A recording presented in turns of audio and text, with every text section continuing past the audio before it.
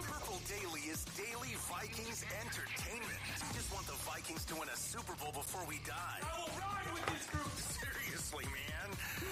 Please. And away we go. All right. Welcome to this live Vikings schedule release special on the Purple Daily YouTube channel. Live from Target Center as well, boys, where we are bumping the pregame tracks here. We got Naz Reid cashing threes on the wing right now, going through early workouts. Anthony Edwards was out here. And we have a Vikings schedule. Sports Dad is here, executive producer Dex, Phil Mackey. And for all of you complaining about our timeliness here, we're just waiting for a graphic, a nice clean graphic, just a nice clean official schedule, and the Vikings have provided it. And unlike last year when we spent the first 5 minutes going through the previous year's schedule, we're going to start with the actual schedule that's been released here for the Vikings. I'm going to fly through the games, and then we will pick the games. Sound good, you guys? Yeah, let's do it. All right. So at Bears, week 1, Monday Night Football. Week 2, home against the Falcons, Sunday Night Football. Week 3, Bengals, home. Week 4, at Steelers, but it's in Ireland, in Dublin. Week 5, at Browns, in London. Week 6, a bye. Week 7, home against the Eagles. Week 8, at Chargers, Thursday Night Football, short week. And then you get the pseudo-bye at Detroit in Week 9. Back-to-back home games against the Ravens and Bears in weeks 10 and 11. At Packers week 12. At Seahawks week 13. You always got to sneak that late in the calendar game at Seattle. Just Is that November or December? November 30th, dude. I snuck it in. Let's go, dude. Home against the Commanders. And then at the Cowboys week 15, Sunday Night Football. At the Giants. Home against the Lions on Christmas and Netflix. And home against the Packers to wrap the season. So all in all, it is the 5th hardest schedule according to Warren Sharp and his analytical gibberish. It's 4 primetime games and then 3 additional standalone games. Christmas in the afternoon, the Dublin game, the London game. So call it 7 standalone games for the Vikings. And then a bunch of other interesting themes throughout the schedule. So Let's sling a couple of takes on this thing, and then we'll pick the schedule for the first time. Sports Dad, your initial thoughts? My initial thought is, if you recall when we were doing this show exactly a year ago, the Vikings were only scheduled for 2 primetime appearances. I believe 12 of their 17 starts were noon starts. Now, that changed because of the flex scheduling of the Sunday night games, but let's be very clear. A year ago, 7-10 finish, Sam Darnold, big old collective yawn. The networks were like, no, we're good. We don't need the Vikings. This schedule, I think, and we could certainly talk about its difficulty, but this schedule to me also very much gives you a very crystal clear view of what the national people think here. Like there's expectations here, and it's not just from us. The national TV, when you start off with back-to-back primetime games, and when you have, Cowboys 720. So there is a lot more anticipation, and I think there's 3 key things. 1, you win 14 games, right? That excites the fan. That excites the networks. It excites the league. The second thing is, if you look at this now, you went out and signed a big group. Like you spent, I believe, next to the Patriots, the second most in free agency. That caught people's attention because it basically said, we want to win now. That's our plan. And then the third thing is, let's call a spade a spade. He's not played a game yet, but J.J. McCarthy, 10th overall pick in the 2024 draft, is a heck of a lot sexier than saying, we think Sam Darnold's going to start. We're not positive, but we're pretty sure of that. So my takeaway is this schedule speaks to the expectations and the excitement that surrounds the 2025 Vikings very much, too, compared to a year ago when I think that there was just a malaise about who knows, and from a lot of people, who cares. Yeah, I mean, for people that love, and I talked about this a little bit, I think, on Purple Daily, and I tweeted it out this afternoon when the leaks were coming through. For people that love your just noon games, you do not get consecutive noon games for your Minnesota Vikings until November. You are in prime time. You're waking up early in London. That's kind of amazing that they don't have consecutive noon games till November 2nd and 9th at the Lions, and then versus the Ravens. And I also kind of enjoy that. I mean, look, I know I'm getting ripped from Lions fans on the road schedule. Well, hey, idiot, don't you know you're basically playing the same schedule, which is partially true. But a lot of these games for the Vikings are at least at home against some of those really tough quarterbacks, and they're staggered out. I mean, you have Joe Burrow, which is going to be a big one in week 3, but then you don't get Jalen Hurts till week 7. You don't get Lamar until week 10. It's not like you have to go back to back to back against some really tough teams. So the timing's really interesting from kickoff standpoint, and I think the Vikings got, even though there's a gauntlet of road games in the back end of this, I think they did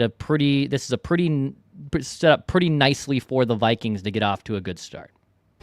Yeah, I mean, obviously you know who the opponents are, like you said, Dex, right when the season's over, but the order and the logistics by which you play the teams is super important. So my biggest takeaways are, and some of these games had trickled out over the last few weeks, but like, for instance, you flip a road game in Pittsburgh to a neutral site game where you may have more fans than they do. Like, that's turning a disadvantage into an advantage potentially. On the flip side of it, at Chargers on a short week against that hard-nosed Jim Harbaugh offense, Justin Herbert, that's one that kind of flips the other way on your schedule. Like, okay, that might be a schedule loss. But I kind of love, like, my biggest takeaways, and then we can pick the schedule here, are very gettable first 5 weeks. Very gettable first 5 weeks. You catch the Bears week 1 with a first-time head coach. Continuity is not going to be quite honed like it might be in November for the Chicago Bears with new offensive linemen. It's still a young quarterback. Like I said, new offensive system, new coach. That thing's not going to be dialed in week 1. And if it is, the Bears are going to be badass. Falcons, home game, week 2. You're going to be favored there. Bengals, obviously, with their weapons, can score points, but they have no defense, and you're playing them at home. So, advantage Vikings. And then I said the Steelers thing. Browns, that was going to be a road game. You flip it. So, like, the first 5 games feel very gettable, like maybe a 4-1, maybe 5-0 situation. But then you get that brutal stretch out of the bye where it's Eagles, Chargers on a short week, at Lions, and then the Ravens.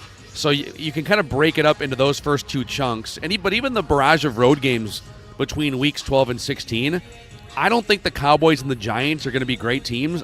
I don't know if that. I mean, you're going to play Sam Darnold there in Seattle. I don't think Seattle's always tough in that environment. So, but the way in which the schedule is laid out is pretty favorable. If you would have come out of the gate with a first-year starting quarterback and your first 3 games are like at the Chargers or at the Lions, Ravens, and you're playing all these teams, so you kind of ease into it, and then you get the bye, and then you got to weather that storm between weeks 7 and 10. But this is it's going to be fun. A lot of fun games here. A lot of national exposure here. Almost half your games are standalone games, guys. You're muted, Judd. Thank you, Declan. Among the early let me mute the arena music and you stay on. Among the early season games I am looking forward to is Joe Burrow here. Yeah. I think that's going to be a really fun game because, the Bengals defense is nothing special, but the ability to see Burrow here live against the Flores defense, I think, is going to be a lot of fun. So Falcons, Penix, mildly curious, but I think up until the bye week, the game that I think is going to be really intriguing to watch just from a competitive standpoint is going to be that Bengals game. Yeah, what's also another kind of interesting fact here is, so they'll get the back-to-back home games early, but then they go almost a month without playing a game at US Bank Stadium. And then from November 16th through up to Christmas, they are home once, which is also pretty nutty. So, I mean, I like the schedule that's laid out here, but it's kind of interesting that because of the 2 London games and because of the 2 games to finish at home against the Lions and Packers, which is going to be an absolute blast, and most likely all 3 of these teams will be jockeying for playoff position then, that'll be fun to watch. Mm-hmm. Yeah, and depending on what the weather is like in late November, like the Packers and Seahawks, those first 2 road games, you're catching those on like the 23rd of November and then the 30th of November. So those could be kind of cold games, but it ain't January at Lambeau. So it should be, and it might even be fairly comfortable weather. So you really only get the only real true cold weather game on your schedule is probably that Giants game in New Jersey on in week 16. 21st. So Yep. yeah. So you guys want to go on the record here? Yeah, for the first time of many. It's actually like the third time I think that we Yeah. We'll be doing this. picked twice. Well, we'll be doing it a lot more now. Yeah. Is it, on-air production meeting, is it wildly obnoxious if I stay unmuted while we do this, or not what do you that bad think, to me. Dex? No, I think it's fine. I think Okay. we're all good. Yep. I'm getting the vibe. If this is a Touch Tunes situation, I did put 4 Yacht Rock songs in, so hoping that flips at some point during the The middle Wolves of the players schedule. do not approve of your selections. No Michael a little- McDonald in that building. A little Christopher Cross coming in hot Yeah, around no, week that's 4 not here. Once again. sailing. So, all right, I'll throw the games out. Let's go Sports Dad, Judd, and then I'll round it out. And we can kind of buzz through this, but because we got plenty of time to break down this whole thing the next 4 months. At Bears, Monday Night Football, week 1. You guys keep track of your own wins and losses, Yeah, and yeah. we'll Oh, reveal yeah. them at the end. Yep. I'm going win. That's a win. I think it's probably a tough game, but I like the Vikings here. I'm going loss. I'm gonna have this as a Whoa, dude. loss. Yep. I'm gonna have this as an L. So not surprising. Yep. I'm having this as an L at Soldier Field to start the year. We're gonna be like the last game on week 1 most because they don't do the 2 week 1 Monday Night Football games anymore, right? So we wrap up week 1. I'm gonna have this as a schedule loss to open the season. Sorry. Wow, the week 1 schedule loss. That's right. You have literally between now and week Yep. 1 to Schedule loss. prepare. But I think it's a win, like, for the reasons I said. I think that you're going to get whatever the Bears, however good you think the Bears are going to be. They're not going to be that in week 1, I don't think. So I think this is actually a great. You avoid Soldier Field in the worst weather conditions in December and January, and you catch these guys with a first-year head coach who's trying to figure out where the buttons are on his headset. So it's a win for me. All right. Let's go Falcons home, Sunday Night Football, week 2. This is going to be a big surprise. I'm just kidding. Vikings win this game. Wow, Michael Penix you. it's the Falcons. I have no faith here. So 2-0 for me. 2-0 start. A win for me. Win for me. They bounce back against the Falcons team at home. I like it. It's going to be hilarious. Not hilarious if there's an injury, but like if Michael Penix is dinged or something and Kirk Cousins is still there as the most expensive backup quarterback in the league, maybe a Kirk Cousins revenge game. But, it's a win. It's a win for the Falcons are feisty. They've got some interesting pieces, but the Vikings have a better roster, and we'll see about the quarterback versus quarterback battle. Vikings like Michael Penix, so Yeah. we'll see about that. Yep. Okay, home against the Bengals in week 3. I'm going upset loss here. Joe Burrow comes here. This will be the first real test, in my opinion, against a quarterback like this. I don't think that the environment bugs him much. It bugs a lot of quarterbacks. I'm going loss. A little bit of a surprise here because the Vikings probably will go in as at least 3.5 point favorites. I have this as a win. I think this is going to be a fun game. But remember, the Bengals are notorious slow starters. I think 0-3, 0-2 the last 4 years, and that includes runs that made it to the playoffs, one that went to the Super Bowl. So the Bengals still might take a little bit to figure things out. Maybe they're 2-0 entering this game, but I have the Vikings winning a big game against Joe Burrow. Yeah, I mean, Declan nailed it with the slow starting franchise. You'd think they'd fix it. Maybe, I don't know how you emphasize starting fast, like you're prepping for every game like you ordinarily would, but the Bengals defense is a complete disaster. You're playing at US Bank Stadium, so I've got the Vikings starting 3-0. All right, now we hop on a plane and we cross a large body of water here where Jeremiah Searles and Alex Boone did a great job for like 15 minutes sort of ranting about how hard it is to bring a team to Europe.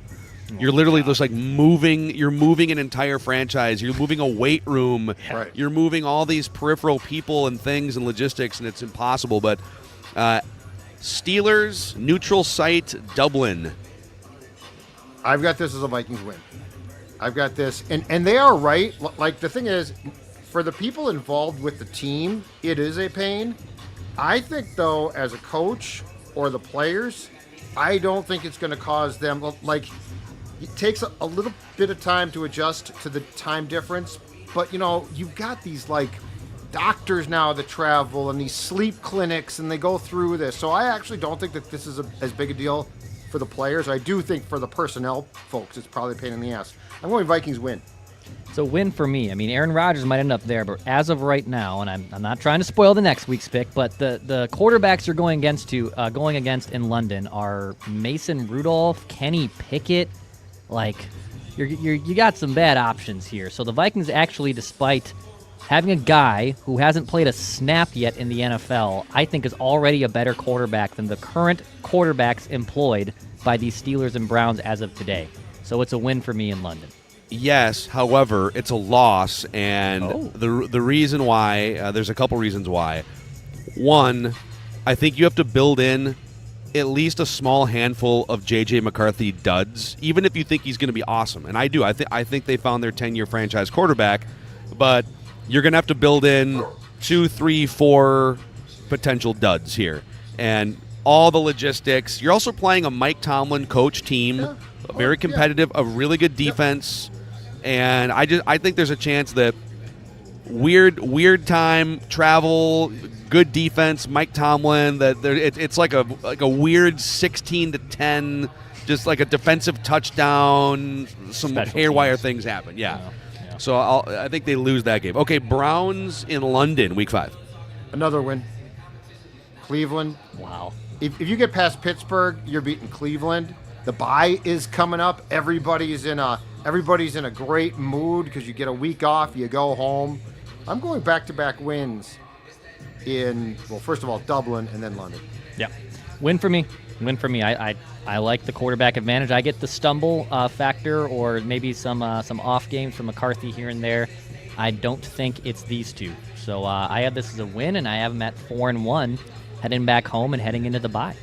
It's also a win for me. They redeem themselves. They go home happy. They grab some extra bangers and mash for the plane ride home, and they get their week 6 bye. And that brings us to week 7, home against the defending champion Eagles. Noon on Fox.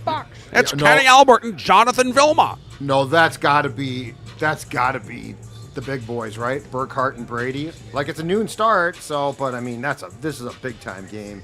I'm going loss. Defending Super Bowl champions. Out of the defense is good.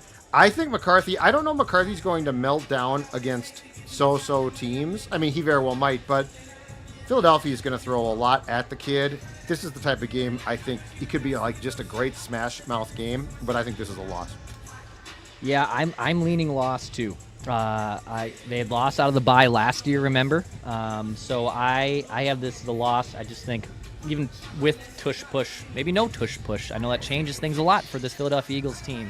I'm going to give the benefit of the doubt as of now to the Eagles. It's a loss. You know, Kevin O'Connell has not been all that great out of bye, so he is 2-1 as a head coach out of the bye. Last year was a loss to Detroit. The year before was the 3-0 win over the Raiders.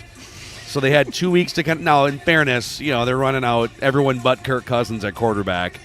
So it was hard to score points. I think it's a win. This game is going to be incredible, and I do hope it's a number 1 game on Fox. But I think they take a deep breath after the European excursion, and they beat the Eagles at home. Eagles lost a little bit of depth on defense. They lost their right guard. They do have plenty of in reserve up front there. If they do ban the tush push, easy win for the Vikings here. 2-score win for the Vikings. Okay, at the Chargers, a short week Thursday night football. This is such a toss-up because of the short week. These games are so hard to predict from both sides. I am going to go win, though. So I'm going to split it. Philadelphia loss, Chargers win. But I hate trying to predict Thursday night games. There's just so many variables. Team doesn't get to practice, really. You come back and play. In the Vikings case, you got to go out to the West Coast. But I am going to say that will be a win. It's a win against the Fraudgers, as I like to dub them here at Justin Herbert there, again, the Chargers. That's not a home game for, like, the Vikings travel well. I'm not too worried about the environment there. I will stick to my questions about Justin Herbert and the Fraudgers, so it is a win for the Vikings. Chargers are going to win that division over the Chiefs. They will win that division with about 12 victories. They added Najee Harris. They added Amari and Hampton. Didn't they add Mekhi Becton as well? They drafted Joe Alt a couple years ago. They run the football. This is going to be a loss on a short week. This is a schedule loss right here at the Chargers on a short week with that running game. Okay, at the Lions, kind of a pseudo bye here because the Thursday clears out the weekend, and then you travel to Detroit in Week 9. Oh, man, the Vikings are going to want to win this game so bad after what transpired in Week 18 last year. They're going to come into Ford Field seething and ready, and they're going to lose this game. This is a loss. Win for me. Win for me. I think so. 10 days. The Lions have had your number, obviously last year and even I think the year before. Correct. So I think KOC will have enough time here to game plan and figure out how to beat Dan Campbell. If I'm down on the Lions, I can't pick them now to beat the Vikings. So it's a win for me. Yeah, I'm with Dex here. I know that like if you think they're going to split with the Lions, then the logical thing to do is to give them a loss here at Detroit and then a home win later. I think they go in. I think there's a chance the Lions are fighting for a playoff spot with their schedule, and Dex kind of highlighted that much to the pleasure of Lions fans on the internet on Twitter this week. But yeah, I think they march in and they take one back against the Lions in Week 9. That brings us to Week 10, home against the Ravens. Lamar is this is a tough one. This is a tough one. Again, the Ravens love to play smash mouth. Derrick Henry going against this defense. I'm very torn, but because it's here, I'm going to give the Vikings a win. I'm going to say that the Vikings win. If the game was in Baltimore, I'd probably pick the Ravens. I'm going to have this as a loss right now. I think this might be one that I flip-flop a lot during the times that we pick the schedule. Right now, it's a loss. I feel like Lamar Jackson, even though Brian Flores has done a really good job turning around this defense, and it's been, had some nice additions to it here. But I have this as a loss. I'm going to give the benefit that Lamar Jackson is going to be able to run around, and the Vikings can't stop that, so it is a loss at home.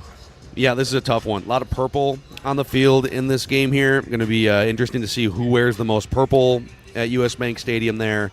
But I think the Ravens come in, and I don't think you're winning all your home games, and the Ravens are going to walk in and win this one. And then you get the Bears at US Bank Stadium in Week 11, the next one here. We scroll down a little bit there, too, Dex. I'm going with a sweep of the Bears. Vikings sweep the Bears. Vikings win this game. On my schedule, they're now 7-3. And that one's noon on Fox, or is it noon on Fox? This could be Kenny Albert. This could be noon on Fox. This is Jonathan Vilma. Yeah, that's fair. Making obvious, terrible statements that I don't know about. Fortunately, I'll be there. It's a win for me. It's a win for me. I think they'll split against the Bears this year. I'm losing, obviously, the opener. They'll get it back, though, at home. It's a win. Yeah, it's a win. It's a win against the Bears there. And then this is where Green Bay pops up for the first time. November 23rd at Lambeau Field. Judd.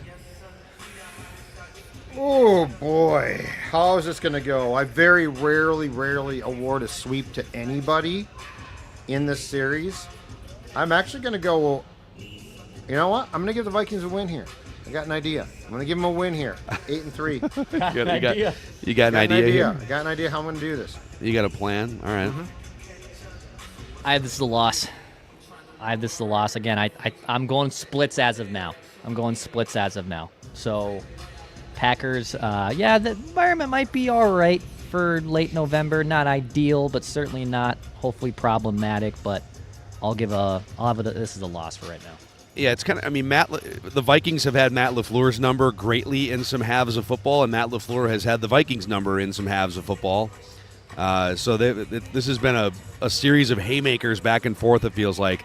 I think this is a loss for the Vikings at Lambeau Field, and that brings us to yet another crappy weather game at Seattle late in the season here in Week 13. You know what? They're going to lose a few games here. Like I've got the Bengals as a loss that you don't expect them to lose. Weird stuff is going to happen. Sam Darnold's going to ball out here. Sam Darnold's going to ball out. Do you think he feels disrespected, or do you think he feels respected because, the Vikings did get him a 9-figure contract? You know what I think? I think that I think he loves O'Connell. I think he loves the team, but he wants his revenge. He gets it here. The Vikings lose this game. Sam Darnold went against Brian Flores' defense in all those training camp practices, and now he throws it right back in Brian's face. Loss. Win. I have a win in Seattle. I don't believe KOC will allow this to happen. I don't think his former protege will get the best of him. I know the Vikings will have to be on the road, and it's wonky in Seattle. Weather could be bad, but I have this as the road win. Give me a win here. Yeah, it's a win too. I mean, Seattle's feisty. They have a decent roster, but this is where Kevin O'Connell and Brian Flores come in. They know where all the bones are buried in Sam Darnold's football brain. They know exactly what to dial up, exactly what his weaknesses are, and they will spam those buttons on November 30th. So it's a win for the Vikings. Back home, the only home game in like a month and a half stretch here against the Commanders in Week 14. Vikings win this game. I think the Commanders very well could take a step back. I think Jaden Daniels and the Commanders' second year, things went great. I think they are an up-and-coming, competently run franchise for the first time in years. But Jaden Daniels here, incredibly noisy. He's still a young quarterback. I'm going to give the Vikings a win here, and so now I have them at 9-4. Yeah, regression's probably likely here for the Commanders, that is. And I think he's going to have a hell of a career, Daniels, that is, but I don't think Kevin O'Connell, again, even though he's the quarterback killer, quarterback guru, I think he'll have enough in his bag to fluster Daniels. Same with Flores, obviously coaching the defense. So this is a win. Win at home. Yeah, I mean, Commanders did feast on a pretty easy schedule last year. So this will be one of the tougher games of the first 2 years of Jaden Daniels' schedules. I think the Vikings take care of business here at home. Tough quarterback to plan for. He's one of those guys that can just use his legs to keep plays alive, so it's kind of hard to predict, but I'll say a win for the Vikings. Okay, at the Cowboys, Sunday Night Football, Week 15. Oh, boy. So people are sleeping on Dak now. Brian Schottenheimer. There's no respect for the Cowboys. People are sleeping on Brian Schottenheimer. You're playing America's team in Dallas on the Star. This game's incredibly tough. No, it's not. It's a win for the Vikings. They win their 10th game. I love that. Despite all the joking and punching, I actually think the Vikings only win one of these 2 remaining road games. So I'm actually going to have this as a loss. I'm going to have this one as the loss. It's be a bad loss, Declan. This would be a bad loss. It would be a has bad a couple of bad losses on here. There are some bad losses on here. The Bears loss, yeah. Well, I mean, I've got losses. I just don't think they're as bad as. Yeah, this is I think the Cowboys are. I know they won 12 games a few years in a row, but Mike McCarthy has been kind of a punchline. He got kind of fired or whatever, didn't get renewed. Mike McCarthy was a great coach for the Cowboys. Jerry Jones is 83. He's a disaster. His family is just basically doing whatever he wants, running that team. I think it was Mike McCarthy holding it all together. To all you Mike McCarthy haters, and you're going to find out what life is like without Big Mac. So Vikings win this game going away. I don't think the Cowboys are very good. George Pickens is going to drive everyone crazy. Okay, at Giants, Week 16. Oh, boy. I'd love to come up with, oh, my God, the Giants are going to be really improved, but I don't see it. I think Brian Dable, God bless him, will be an OC in 2026. Vikings win. 11th win for me. Win for me. That Giants team is going to be, I think, pretty bad. So win for me, even though the weather could be bad there. Weather could be really interesting late December in New York. I don't love that, but win for me. Vikings replicate that Eli Manning game from 18 or 20 years ago. That they're going to turn Jameis Winston over 4 times in this game. And who's going to be their quarterback by that point? That's another good question. Yeah, this is Jackson Dart territory once you get into December. Okay, Week 17, home against the Lions on Christmas. Netflix. Yeah, I'm going to actually give the Vikings a 4th consecutive win here. So I think they're going to split with Detroit. I'm going to have them, obviously, I picked them to lose there. I'm going to pick them to win on Christmas. By the way, I love this game. Christmas is a great day to play football. Wow. Matt says you are really killing me with this negative loss. Phil and Judd are Vikings fans. I mean, I've got them with 4 losses. All in my stew here, and the problem is if you don't pick them to go 15-2, then you're not a real fan. That's what do we love to do on this podcast? We always love to say, if we write the slate clean and we said they're going to finish with this record, would you take door A? Would you take door B?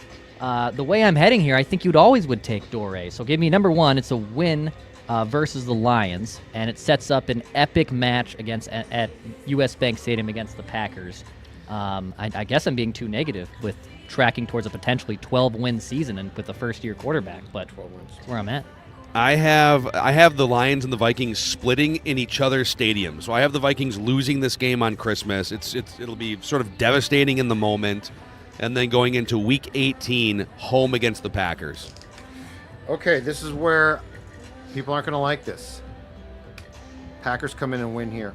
Packers come in and win in Minnesota, but still they're 12-5, so they're a playoff team. The Vikings are, but I think Green Bay.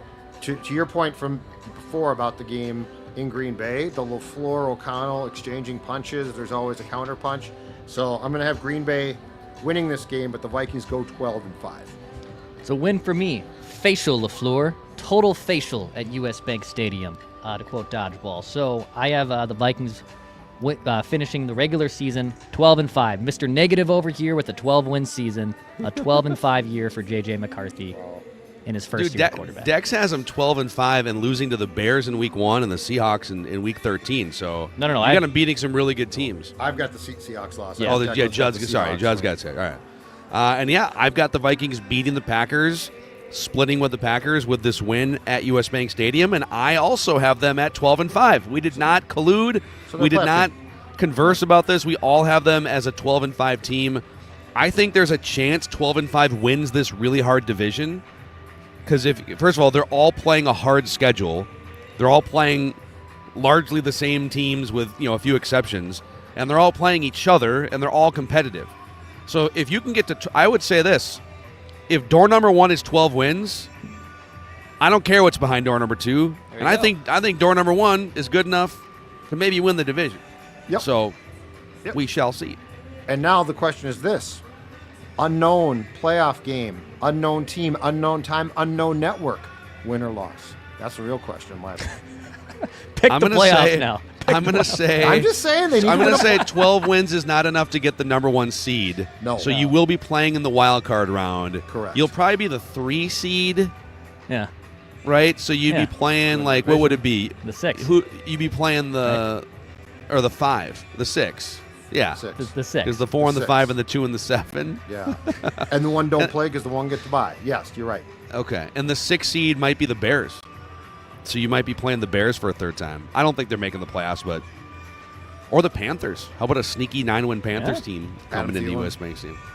That's right. A little Thielen revenge game. catches the game-winning touchdown pass, and no, that's not going to happen. I could see Niners. Niners have statistically or analytically the weakest schedule in the NFL. So, all right, dudes, we'll do more. So tomorrow's Thursday to all who celebrate, and we can do more of a deep dive on this. We'll have time to kind of look at some of the other schedules in the division and in the NFC too. But any final thoughts? And plus, Judd's got to get his ass over here to Target I Center. got to go to Target Center for a live flagrant no howls other afterwards. thoughts. We got to go. Good luck, Kevin. All right. Good luck, team. There you go. Vikings have a schedule. Start planning all your holidays, folks, or finding excuses for them. For the Sports Dad, for Old Dex, I'm Phil Mackey. We just want the Vikings to win a Super Bowl before we die. See ya.